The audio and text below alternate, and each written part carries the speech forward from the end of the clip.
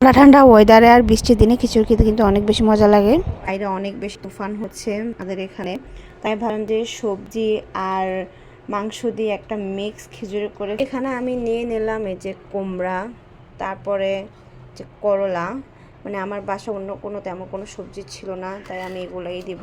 আর এখানে ছিল বরবটি, আর এখানে আমি নিয়েছি মুরগির মাংস, সাথে দিব এই যে আলু ছোট ছোট করে কেটে নিয়েছি। এখানে নিয়ে নিয়েছি মশারির ডাল, আমি এগুলো সব কিছু ধুয়ে নিয়েছি ভালো করে পরিষ্কার করে। এদিক দিয়ে আমি বুটের ডালটাও সিদ্ধ বসাই দিছি, বুটের ডাল দিব। এটা প্রায় সিদ্ধ হয়ে গেছে, এবার নামায় ফেলবো। তেলটা গরম হলেই দিয়ে দিব পরিমাণ মতো পেঁয়াজ, আর দিয়ে দেবো টমেটো। এখানে আমি 2টা পেঁয়াজ আর 2টা টমেটো নিয়েছি।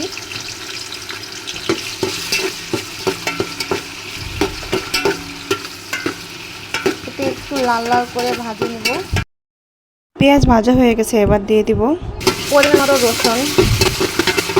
রসুন বাটা দিয়ে একটু নাড়াচাড়া করে দেব। তারপর এখানে দিয়ে দেবো আমি জিরা বাটা, যেহেতু আমি মুরগির মাংস রান্না করব, মানে মুরগির মাংস দিব, সেজন্য আমি এখানে পরিমাণ মতো একটু জিরা বাটা দিয়ে দিয়েছি। একটু মিক্স করে নিই।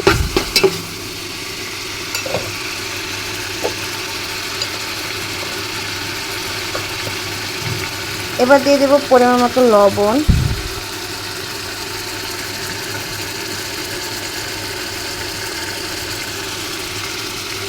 হলুদের গুঁড়া পরিমাণ মতো দিচ্ছি, আমি আমার মতো করে দিচ্ছি, আপনারা আপনাদের মতো করে দিতে পারেন সমস্যা নেই।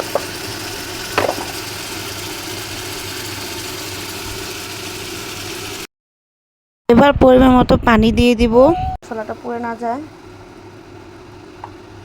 এবার দিয়ে দিব পরিমাণ মতো মরিচের গুঁড়া, আমি এখানে অল্প পরিমাণে দিচ্ছি, যেহেতু আমার বাচ্চারাও কিন্তু খাবে খিচুড়িটা, সেজন্য। আপনারা চাইলে আপনাদের টেস্ট অনুযায়ী দিতে পারেন।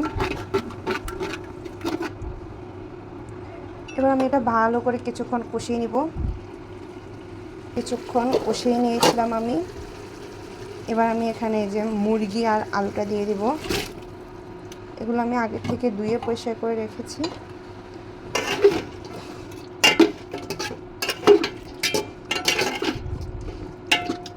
এটা আমি ভালো করে মিক্স করে দিব। এখানে আমি কোনো পানি ইউজ করব না, কারণ এটা থেকেও কিন্তু পানি বের হবে, যে মুরগিটা দিয়েছি মুরগির থেকেও অনেকটা পানি ছেড়ে দিবে। এবার আমি ঢাকনা দিয়ে প্রায় 10 মিনিটের মতো রান্না করে নেব। এদিক দিয়ে আমার মাংসগুলো কিন্তু প্রায় হয়েই গেছে। তো এবার আমি এখানে করলাগুলো দিয়ে দিব। এবার দিব এটা কুমড়ো, আমি কুমড়া দিয়ে একটু নাড়াচাড়া করে নিই। আমি একে একে এখন সব সবজি দিয়ে দিব বরবটি, আগে থেকে রেখেছিলাম মশারির ডাল, এটাও দিয়ে দিব।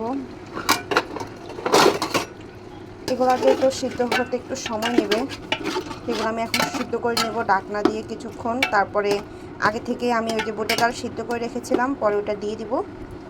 তো এখন আমি এগুলো সব কিছু একসাথে ঢাকনা দিয়ে কিছুক্ষণ সিদ্ধ করে নেব। এতে সব কিছু রান্না হয়ে গেলে তো এখন আমি দিব আগে যে বুটের ডাল সিদ্ধ করে রেখেছিলাম ওগুলা।